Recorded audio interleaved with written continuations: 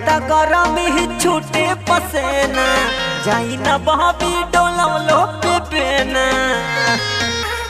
सुना हो लागता गरमी ही छूटे पसेना जाई ना बहबी डोलवलो पे पेना। खुट्टा का बारोया व छुट्टा जी लहो गरमी में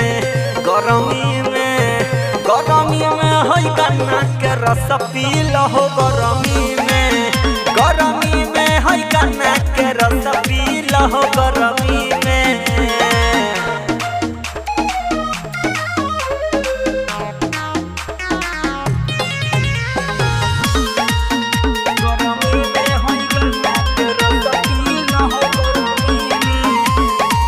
बर्फ डाल के पिया दे हम तहरा मजा बुझाई जस जस जाई कहारा।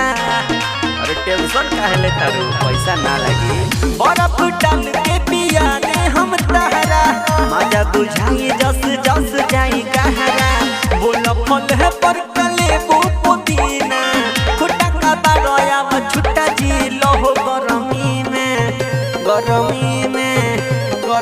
में होई गन्ना के रस पी लहो गरमी में होई गन्ना के रस पी लहो गरमी में।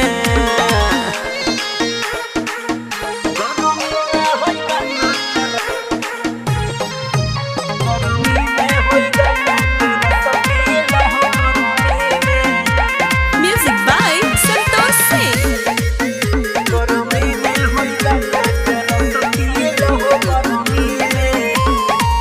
गन्ना के रस ऐसन न भेटाई पियते मन हरिहर हो जाई। हर पियबू तब जनबू गन्ना के रस ऐसन न भेटाई पियते मन हरिहर हो जाई। छुयो के बबी मन कला तू फिल हो खुट्टा का बारोया व छुट्टा जी लहो गरमी